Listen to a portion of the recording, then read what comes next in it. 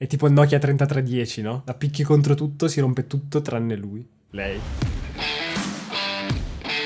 Ciao chitarristi e bentornati in Shape Your Tone. Io sono Ale e in questo video voglio farvi un po' una panoramica di tutta la mia vita chitarristica, perché mi chiedete sempre perché la Les Paul mi piaccia così tanto e la Strato invece no. Allora, andiamo in ordine e vi dico tutto, #nofilter. Se questi video in cui io mi metto a nudo per voi, non fisicamente, vi piacciono, lasciate un bel like, iscrivetevi al canale, almeno 3000 like sotto questo video ci devono essere, perché, cioè, raga, sono coraggioso. Per dirvi perché la Strato di questo video è l'unica Strato di cui io mi sia veramente innamorato, sì, lo sto dicendo veramente. Prima vi devo dire perché le Strato non mi piacciono e prima ancora vi devo dire perché la Les Paul mi piace così tanto da farmi odiare la Strato. Non mi dilungherò troppo a parlarvi di lei perché ho già fatto tanti video sulla Les Paul e su tanti tipi di Les Paul diversi, ve li lascio tutti qui sopra così ve li potete gustare uno dopo l'altro. Il suono della Les Paul è caratteristico, grosso, gigante, ciccione, caldo. Si possono usare tutti gli aggettivi del mondo per descrivere il suono di questa chitarra. Solo aggettivi positivi, non azzardatevi a dire aggettivi negativi. Perché un'altra caratteristica del suono di questa chitarra che mi piace tantissimo è la versatilità. E non è una versatilità assoluta, è una versatilità relativa. Ovvero, questa chitarra si impara a conoscerla più si suona. E più si suona, più la si conosce. E quindi più si capiscono i suoni che questa chitarra può fare. Di conseguenza, sapere sotto le mani quali sono le nostre possibilità sonore, controllarle e gestirle per poter fare qualcosa che si discosta anche un pochino dal sound originale dello strumento, tanta roba, se non è versatilità questa.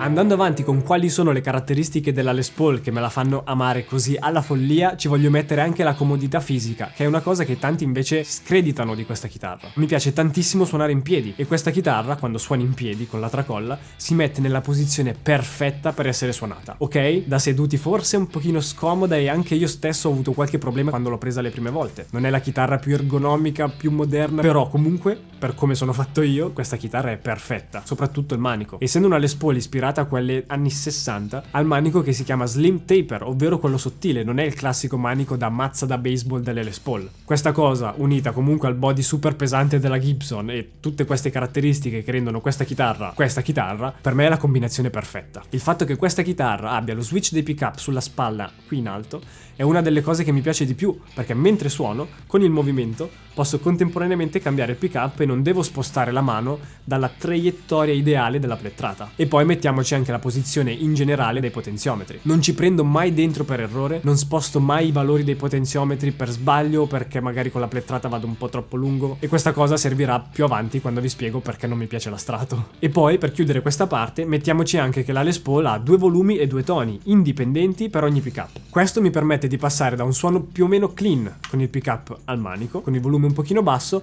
semplicemente spostando il selettore al pick-up al ponte e avere tutta l'aggressività della chitarra, senza cambiare il suono di base. Ok, ora che abbiamo fatto tutta una bella panoramica rapida su quali sono le caratteristiche della Les Paul che mi piacciono così tanto, la metto giù, prendo da lì dietro una Strato a caso, la prima che trovo, una ce n'è, e mezza, e poi parliamo di tutte le cose che non mi piacciono di quella chitarra, così almeno ve le dico in maniera chiara e precisa. Allora, la prima cosa fra tutte le cose è Fender. Non è vero. Allora, seriamente, la prima cosa per me è la posizione dei potenziometri. Quella cosa non mi è mai piaciuta. Non mi sono mai trovato bene, anzi ho sempre fatto dei casini mentre suonavo, e si può dire, ok, è questione di abitudine anche quella, come la posizione da seduti della Les Paul. Sì, però io non ci sono mai riuscito ad abituarmi. La mia prima chitarra era una Strato Style. Quella chitarra per valore affettivo è ancora con me, però se odio così tanto la Stratocaster è un pochino anche colpa sua. Il problema principale era che con la mano destra c'era il potenziometro del volume che era sempre appiccicato al mignolino, e non so se sono io col mignolino storto nella posizione sbagliata o la chitarra che ha il potenziometro nella posizione sbagliata. E un'altra cosa che mi è sempre capitata suonando funk, lasciando la mano libera di plettrare in maniera potente e ampia, è che il selettore dei pick-up, se io lo metto nella posizione 4 o nella posizione 2 o nella posizione al centro, dopo un po' che suono lo trovo sempre nella posizione 1 del ponte. Altra cosa super rapida dai potenziometri di questa chitarra, non ho mai usato i toni. Mai. Non ho neanche mai voluto approfondire come funzionano 2 toni per 3 pick-up. Non mi interessa. No, non è vero, lo so come funzionano, se non mi insultate. Però non mi piacciono. Di tutte queste cose poi arriviamo al pick-up centrale della chitarra. Le chitarre con il pick-up centrale, ormai lo sapete, sono quelle che preferisco meno. Mi capita spesso di incastrare il plettro su quel pick-up e mi dà fastidio. Quindi questa chitarra non mi piace. E non c'è verso di farmela piacere forse, fino ad oggi. Ma non sto parlando di questa, ma di un'altra che è lì. Ma ci arriviamo. Per quanto riguarda i suoni, non ho mai trovato un suono che mi piacesse veramente. Quel suono così fine, a volte stridulo della chitarra. A me piace il suono grosso, corposo, ricco, e non c'era. Però, come vi ho detto all'inizio, questo video rappresenta un po' un percorso, il mio percorso, e un percorso è fatto di passi, step avanti, magari qualche step indietro, ma generalmente in avanti. E proprio in uno di questi passi avanti, studiando e aprendo la mia mente a diversi tipi di sonorità, ho conosciuto John Mayer, che tanti dicono, beh, raga, a me fa impazzire. Suona la strato e mi sta facendo piacere la strato ed è un problema, forse, però lo sto dicendo veramente. Per cercare di esplorare un po' quei territori che a livello sonoro di strumento mi mancavano, ho iniziato a guardarmi intorno alla ricerca di qualche chitarra che potesse fare a caso mio. Tra queste chitarre ne ho fatte girare tantissime. Tendenzialmente erano Stratocaster 60s. Stavo per acquistare una Fender Surf Green, che faccio fatica a dirlo, però sì, la stavo prendendo. Alla fine però è arrivato John e mi ha detto no, aspetta. E mi ha tolto dalle mani questa chitarra. Ha chiamato i ragazzi di Musical Store 2005 e gli ha detto dategli questa. E quindi ecco la strato che mi piace. Con quanta enfasi l'ho detto. Ok, ora finalmente vi dirò perché questa sì e tutte le altre invece no. Ma prima, visto che vi conosco e so che volete sentire questa chitarra e sentire perché questo strumento mi piace così tanto, prima devo fare una piccola premessa. Poi ve lo faccio sentire e poi andiamo dritti al punto. Allora, la cosa che mi ha incuriosito di più è il motivo per cui John Mayer è passato da Fender a un brand come PRS, che storicamente fa chitarre moderne, mentre Fender, vabbè, non c'è neanche bisogno di dirlo. Beh, ho ascoltato un po' le sue parole e in realtà hanno senso. Lui ha proposto di fare la sua chitarra signature ai ragazzi di Fender, ma a quanto pare loro non è che fossero così tanto d'accordo. Poi è entrato in contatto con Paul Reed Smith di PRS, ha proposto la sua idea e, raga, sappiamo com'è andata a finire. Quindi possiamo dire che questa chitarra è un compromesso fra tutte le Fender Stratocaster di sempre di John Mayer? No, non sto dicendo quello. Anzi, è tutte le cose positive di quelle chitarre messe tutte insieme. E se tante cose buone sono buone da sole, molto probabilmente quando saranno insieme funzioneranno. Ed ecco la Silver Sky.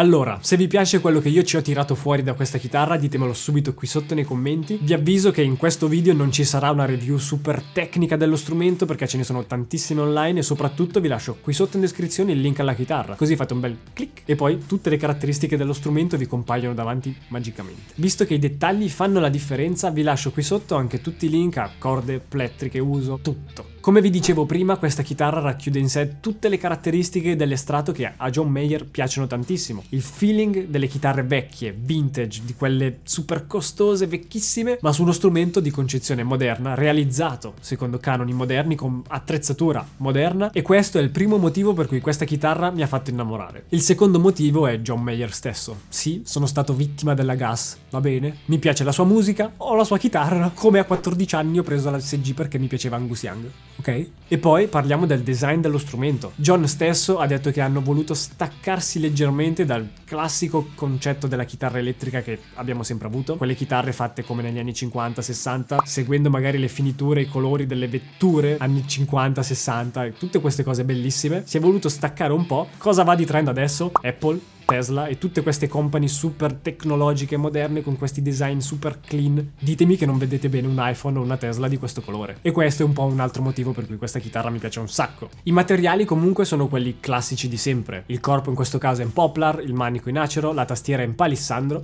ma c'è una piccola curiosità sulla tastiera che è bellissima, perché è veramente strana. Come sappiamo la Silver Sky, quella americana, fascia alta, ha il radius da 7,25. Qui abbiamo un radius che io non ho mai visto. 8,5, raga. Il radius da 8,5. Se mi trovate un'altra chitarra con il radius da 8,5 ditemelo qui sotto, io non l'ho trovata. I pick-up sono 3 sono i Signature versione economica di John Mayer, perché la chitarra è quella accessibile, non è la chitarra Silver Sky Super, è quella da meno di 1.000 euro, e già solo il fatto che l'hanno resa accessibile così, per me, bravi. E comunque ora ho finalmente un motivo reale e concreto per usarli tutti e tre. Infatti questi pick-up sono fatti in modo da tagliare leggermente tutte quelle frequenze un pochino troppo brillanti che spesso le Strato hanno. Infatti il suono di John Mayer è parecchio chiuso. E qui arriviamo anche all'utilizzo dei toni su questa chitarra, che finalmente hanno un funzionamento graduale, non sono solo on-off, tipo 0 massimo, ma puoi usarlo a 8, puoi usarlo a 7, 7,5, 9, come vuoi, il suono cambia. Le chitarre di PRS mi sono sempre piaciute tantissimo, sono sempre state chitarre belle, quelle americane sono chitarre stratosferiche, quelle indonesiane sono una produzione, secondo me, non a rivali nella fascia di prezzo, partendo dalla SE Standard 24 alla SE Custom 24,